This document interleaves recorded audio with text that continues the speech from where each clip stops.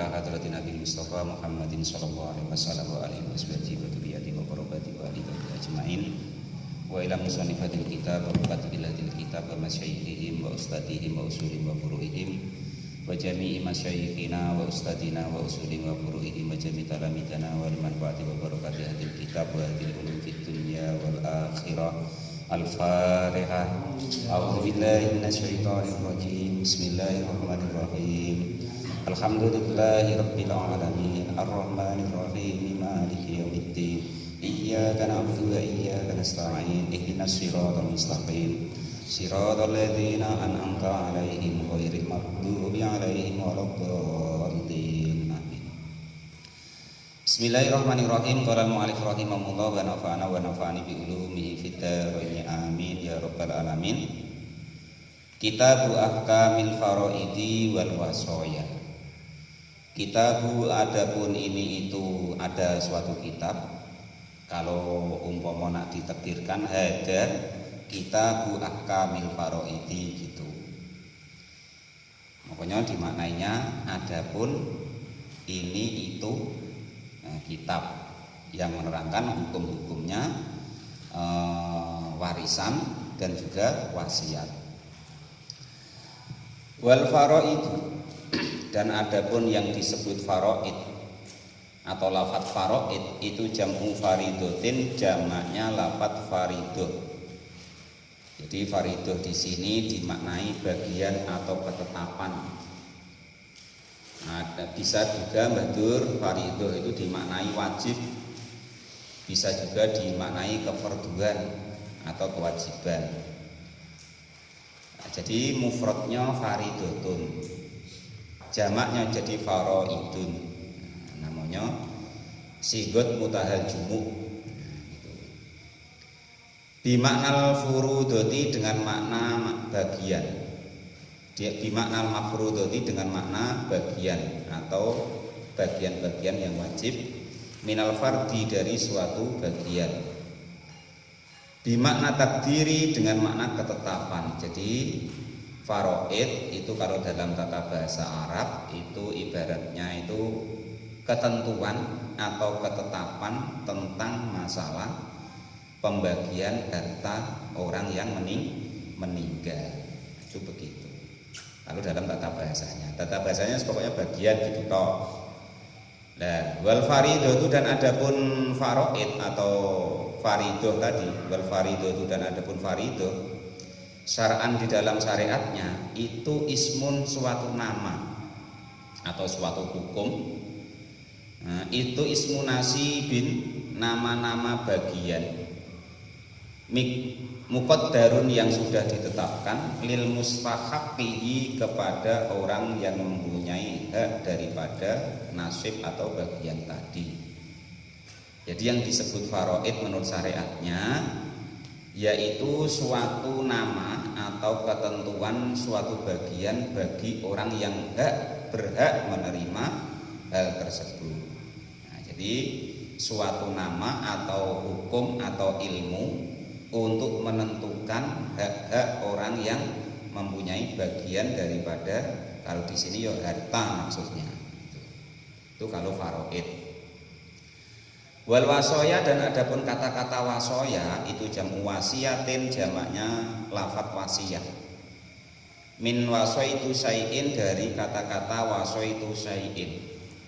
Wasaitu mewasiatkan siapa saya, asyai'a kepada sesuatu, bisai'e kepada sesuatu yang lain. Jadi saya pesan ini untuk dibagi ini kepada ini. Nah, itu begitu maksudnya. Nah, jadi kalau faraid tadi bagian-bagian suatu barang. Lah, kalau wasiat itu suatu pesanan yang nanti wajib dikerjakan ketika orang itu sudah meninggal. Ida wasolathu, ketika sampai apa wasiat hu kepada syekh, bihi dengan hu kepada seseorang, bihi kepada syekh. Ida wasolat, ketika sampai apa wasiat hu kepada man, bihi terhadap syekh. Artinya untuk menyampaikan pesan, yang pesan itu tadi orang itu dikasih pesan supaya menyampaikan sesuatu kepada orang yang dikasih pesan tadi. Itu secara lugat atau tata bahasanya. Wal wasiatu, dan adapun wasiat syar'an di dalam syariatnya itu tabarrukun, yaitu melepaskan diri bihaqqi mudhofin, dengan hak atau kewajibannya orang yang dipasrai atau disandari. 5, karena suatu barang ba'dal mauti, setelah kematian. Jadi wasiat menurut syariat yaitu terlepasnya seseorang atas kewajibannya, yang orang itu menjadi terlepas atas pelaksanaan orang yang diwasiati untuk memenuhi wasiat tersebut. Itu disebut wasiat. Jadi kata ringkasnya begini, wasiat itu yaitu terbebasnya saya karena sudah pesan dengan seseorang untuk menyampaikan pesan saya tadi kepada seseorang yang lain. Itu namanya wasiat. Lah wasiat itu khusus nanti kalau kok sudah meninggal. Itu namanya wasiat. Nah, sama dengan waris tadi Pak Topik. Waris itu tidak ada kok kita masih hidup kita kasih ke anak atau orang lain itu disebut wasiat, tidak ada. Itu namanya hibah. Yang disebut warisan atau harta waris itu hartanya seseorang yang sudah meninggal setelah dibayarkan hutangnya, setelah disampaikan amanah atau wasiatnya. Nah itu. Lah kalau orang hidup sama orang hidup Pak Topik namanya amanah. Tapi kalau pekerjaan pesan itu sesudah meninggal disebut wasiat. Itu harus bisa membedakan ya. Jadi saya pesan sama Bang Edi, saya pesan nanti kalau ketemu Bang Budori nanti suruh ke rumah ya. Lah itu namanya pesan. Ya. Nah, tapi kalau wasiat itu saya tulis, saya simpan atau saya amanahkan kepada seseorang, nanti kalau sudah saya meninggal dibuka, disampaikan. Itu namanya wasiat. Begitu juga harta. Jadi harta itu yang disebut warisan, yaitu hartanya seseorang yang sudah meninggal, yang sudah dipotong hutang dan sudah dilaksanakan amanah atau wasiatnya. Nah, tadi amanah, yang hidup masih hidup namanya amanah, ya, bukan pesan tadi Bang Edi ya. Saya pesan sama Bang Edi supaya disampaikan kepada Bang Budori, kok saya masih hidup, itu namanya amanah tadi. Tapi kalau kok ketika saya pesan umpama ini nanti Bang Edi harus dibuka ketika saya sudah meninggal, maka itu baru disebut wasiat namanya. Itu bedanya begitu ya. Kalau hidup sama hidup namanya amanah. Nah, kalau pesan ketika sudah meninggal itu namanya wasiat. Nah, itu begitu. Qala al-mu'allif rahimahullah wa nafa'ana wa nafa'ani bi ulumi fid dharain amin ya rabbal alamin. Begitu juga harta yang disebut harta waris itu adalah hartanya seseorang yang sudah meninggal.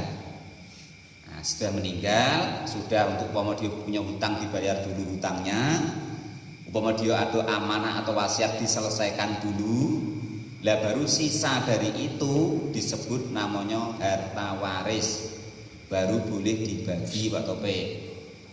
Nah, kalau Pak Topik ngasih anaknya atau ngasih seseorang masih hidup itu namanya hibah kemarin itu, ya hibah, bukan waris. Nah itu ya harus dibedakan. Nah itu kadang kita tuh salah persepsi itu. Jadi kita yang orang hidup ngasih anaknya yang seharusnya itu dikata hibah, nanti masih dituntut-tuntut pula katanya harta waris, padahal itu bukan harta waris namanya. Harta waris adalah hartanya seseorang yang sudah meninggal. Itu yang perlu digarisbawahi. Nah, yang diberikan seseorang sebelum meninggal itu namanya amanah atau hibah tadi, ya. Atau kalau yang untuk umum kemarin itu ya namanya wakaf tadi. Nah, itu ya. Itu harus dibedakan seperti itu. Nah sekarang wal warasuna, dan adapun ahli-ahli waris atau orang yang berhak menerima warisan minar rijali, dari golongan laki-laki, al majmu'u yang terkumpul ara irsihim atas waris mereka itu asaratun ada 10. Jadi pihak laki-laki atau yang jenisnya seorang itu laki-laki yang berhak menerima waris itu adalah ada 10 orang. Bil ikhtisori dengan diringkas. Wabil basti dan nanti kalau kok dipecah atau dikembangkan itu khamsu asaro ada 15. Jadi kalau kok diringkas jadi 10, kalau dikembangkan jadi 15. Nah itu ini nanti. Wa ada dan menghitung siapa al-musonif Kiai Musonif al-asaratu kepada yang 10 biqaulihi dengan dawuhnya Kiai Musonif. Yang pertama yaitu rupanya al-ibnu, anak laki-laki. Anak laki-laki. Yang kedua babnul ibni, anak lakinya anak laki-laki, berarti telabuh cucu di situ. Wa in safala walaupun ke bawah. Ya kan? Anaknya anak, berarti cucu.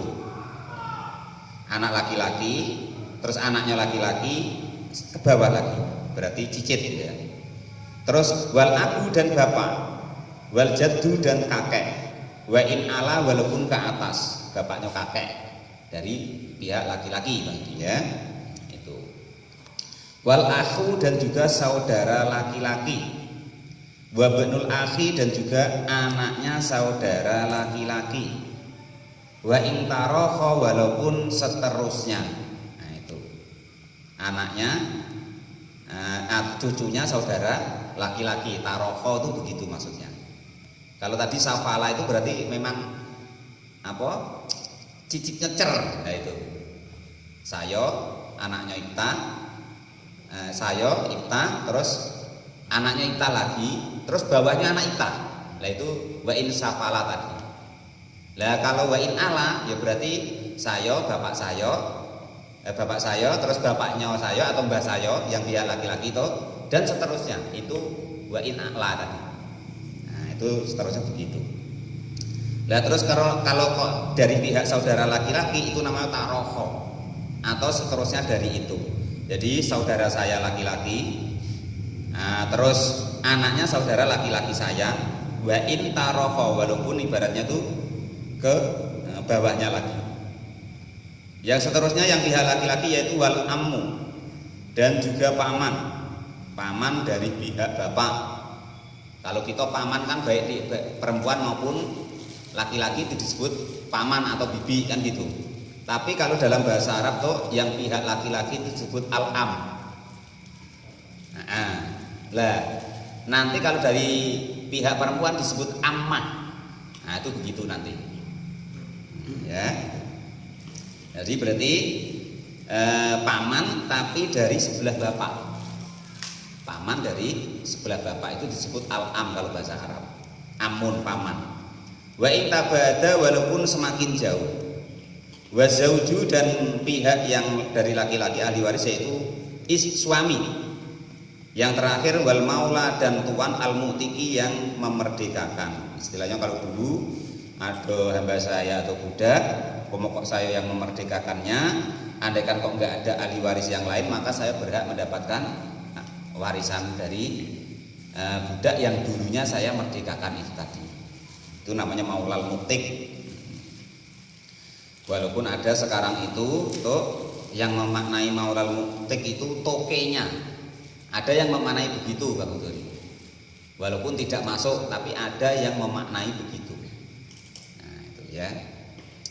Walau ijtama'a dan andaikan kok kumpul siapa kulur rijali tiap-tiap laki-laki, warasa yang mewarisi siapa laki-laki tadi minum dari kulun, salah satu yaitu ada 3. Jadi andaikan kok semuanya itu ada, yang berhak menerima warisan itu cuma 3. Yang pokok yang saya sebutkan tadi, yang 10 tadi ada semua, maka yang berhak menerima warisan itu cuma 3. Yang pertama itu al-ab, yaitu bapak, wal ibnu dan anak laki-laki, wa zauju dan suami, fakot maka saja. Walayakunu dan tidak ada apa al-mayitu mayit fi hadis surati inilah contoh ilam ro'ata kecuali mayit itu perempuan. Jadi kasusnya kalau kok dari pihak laki-laki itu yang meninggal itu perempuan, istri saya meninggal umpama. Nah, maka andaikan semua itu ada, ahli waris yang ada itu tuh yang terhitung tuh cuma 3. Bapaknya istri saya sendiri sebagai suaminya, dan anak laki-lakinya yaitu Iftah dan adik-adiknya. Nah, yang berhak menerima warisan cuma itu kalau dari pihak laki-laki. Nah, itu begitu. Andaikan kok semuanya ada tadi ya. Nah, kasus yang demikian ini itu andaikan yang meninggal itu perempuan. Wal warasatu, dan adapun pihak waris minan nisa'i dari perempuan, al majmu'u yang terkumpul ala irsihinna atas hak waris mereka itu sabun ada 7. Pihak seorang perempuan yang jenisnya perempuan yang dia itu mempunyai hak waris itu ada 3 orang. Bil iktisori dengan diringkas. Wal bastu, dan andaikan kok dikembangkan itu asaratun menjadi 10. Wa ada, dan menghitung siapa al-musonif Kiai Musonef asabu yang 7 fi qaulihi di dalam dawuhnya Kiai Musonef. Yang pertama itu rupanya al-bintu anak perempuan, wa bintul ibni, dan anak perempuannya anak laki-laki. Anak perempuannya anak laki-laki. Nah, umpama Iftah kok punya anak perempuan, maka ada hak waris. Nah, itu. Wa in safalat, walaupun ke bawah. Yang seterusnya yang nomor 2 yaitu wal ummu dan ibu, wal jaddatu dan ibu dari wal jaddatu dan nenek, artinya itu mamanya ibu. Wa in alat, walaupun ke atas. Wal ukhtu, dan saudara perempuan. Wa zaujatu, dan istri. Wal maulatul mu'taqati, dan maulal mu'tiq, artinya bos yang perempuan, atau umpama yang dulu memerdekakan budak atau hamba saya itu seorang perempuan. Nah, itu berarti ahli waris dari pihak perempuan. Nah, itu. Walau ijtama'a, dan andaikan kok semuanya ada, apa kulun nisa'i, semua yang disebutkan tadi, fakot, maka saja urisa, maka dikasih warisan min guna dari semuanya tadi, siapapun khamsun, cuman orang 5. Andaikan tadi semuanya kok ada, maka yang hanya boleh mendapatkan warisan dari pihak perempuan tadi itu cuma 5 orang jenisnya. Yang pertama al-bintu, anak perempuan, wa bintul ibni, dan anak perempuannya anak laki-laki, wa bintul ibni, dan anak perempuannya anak laki-laki. Wal ummu, dan ibu, wa zaujatu, dan istri, bahasa kita istri. Ya, itu. Wal ukhtu, dan saudara perempuan, as-syaqiqatu, yang semak dan bapak. Nah, jadi kalau bahasa faraid itu tuh itu kayak yang semak sebapak itu syakik namanya. Semak sebapak itu disebut syakik, nanti tata bahasanya. Wala yakunu, dan tidaklah ada siapa al-mayyitu mayit fi hadis surati, di dalam inilah contoh, ila rajulan, kecuali seorang laki-laki. Jadi andaikan ada seorang laki-laki meninggal, nah, pihak perempuan yang mendapatkan warisan itu 7 itu tadi. Lah andaikan semuanya kok ada, cuman diringkas, yang 2 nggak dapat, yang dapat cuman 5 tadi. Ya, anak perempuan, terus anak perempuannya anak laki-laki, ibu, istri, dan saudara perempuan yang semak sebapak, cuma 5. Ya, kalau laki-laki yang disebutkan yang 10 tadi ada semua, yang berhak dikasih warisan cuma 3. Anak laki-laki, suami, terus saudara laki-laki. Ya, itu seperti itu. Oh, bapak deh, bukan saudara laki-laki, bapak, anak laki-laki, dan suami, cuman itu, fakot maka saja. Nah, jadi ini yang harus pertama kali kita hafal rumusnya tuh. Jadi orang 10 itu kita harus hafal siapa baik. Terus nanti orang 7 itu kita harus hafal dari pihak perempuan yang bisa mendapatkan waris. Lah baru nanti diringkas. Ya. Kalau kok ibaratnya semuanya itu ada, yang kalau yang meninggal kok perempuan, ahli warisnya semua itu ada, maka yang berhak cuma 3 tadi. Bapak, anak laki-laki, suami. Nah, itu yang berhak menerima warisan. Lah terus andaikan yang meninggal itu seorang laki-laki, maka pihak perempuan yang mendapat warisan itu adalah ada 5, walaupun tadi 10, tapi nanti 7 diringkas cuma menjadi 5. Ya, itu. Yang pertama anak perempuan, anak perempuannya anak laki-laki, ibu, terus istri, terus saudara perempuan yang semak sebapak. Nah itu ya, nah itu rumusnya begitu. Nah ini yang harus kita hafal dulu Badur, jangan sampai tidak hafal, untuk kita bisa meneruskan jenjang berikutnya. Baru nanti yang harus kita hafal tuh bagian-bagiannya. Nah itu ya. Nah itu seperti itu nanti. Jadi yang pertama tadi yang disebut warisan harus digarisbawahi, harta seseorang yang sudah meninggal. Itu baru disebut namanya warisan. Kalau masih hidup bukan disebut warisan atau bukan disebut harta waris. Ya, itu. Lah terus yang disebut wasiat adalah pelaksanaan sesuatu pesan orang yang sudah meninggal. Itu disebut wasiat. Nah, itu yang itu dulu harus kita pahami. Kalau yang dikasihkan orang tua kita masih hidup itu namanya hibah, bukan warisan. Itu digarisbawahi dulu. Lah terus pihak laki-laki yang berhak menerima warisan itu kalau kok diringkas itu ada 10. Anak laki-laki, ya kan?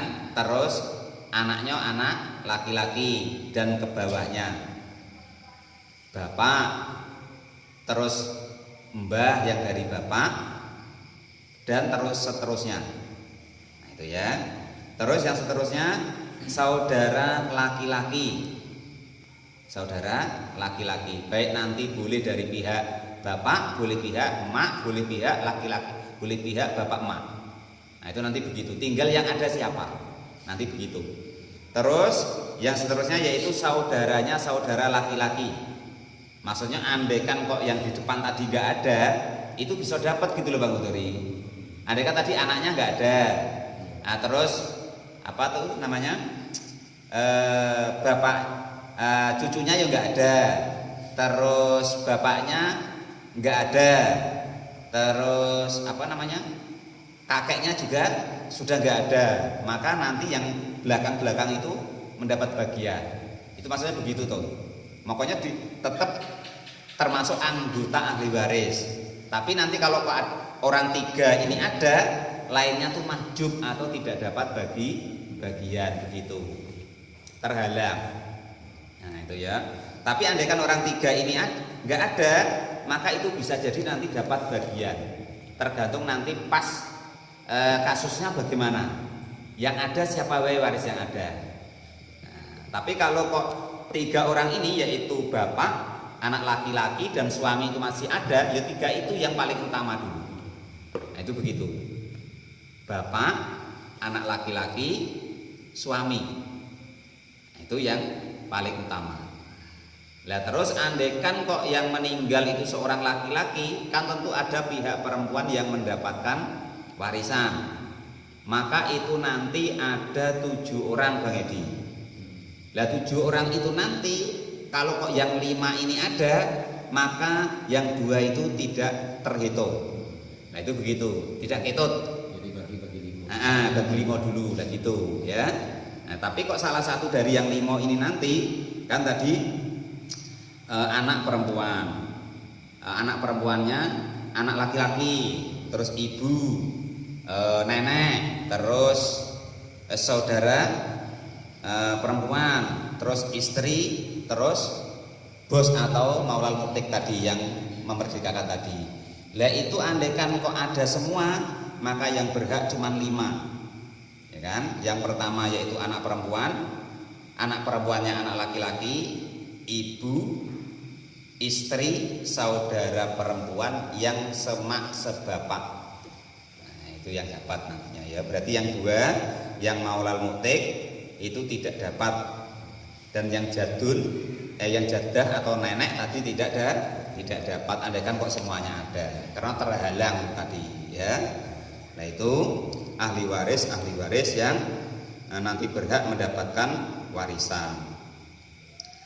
Wa man la yasqutu bi khalil khamsati zaujani wal abwani wal waladu as-sulbu wa min la yarisu bi khalil sabati al-abdu wallahu alam bisawab. Alhamdulillahi rabbil alamin. Dan besok tentang orang-orang yang gugur hak warisnya karena ada penghalang. Nah, itu besok. Yang penting hafal ini dulu tuh ya. Nah, pihak laki-laki siapa wae yang berhak mendapat warisan 10 tadi, pihak perempuan ada tuh 7, itu yang wajib dihafal dulu. Nah, terus andaikan semua ada, andaikan mayat itu perempuan, berarti yang berhak mendapat warisan pihak laki-laki itu cuma 3, anak laki-laki, suami, terus bapak, itu ya 3. Lah nanti kalau yang meninggal seorang laki-laki kan ada pihak waris perempuan, maka yang dapat walaupun tadi 7, yaitu tadi anak perempuannya anak laki-laki, ibu, nenek, terus saudara perempuan, istri, dan bos yang memerdekakan tadi atau maulal mu'tik tadi. Maka andaikan semua itu ada, yang wajib menerima warisan cuma 5, yaitu anak perempuannya anak laki-laki, ibu, istri, dan saudara perempuan yang semak dan sebapa. Nah, itu begitu nanti. Wallahu a'lam bishawab. Alhamdulillahirabbil alamin.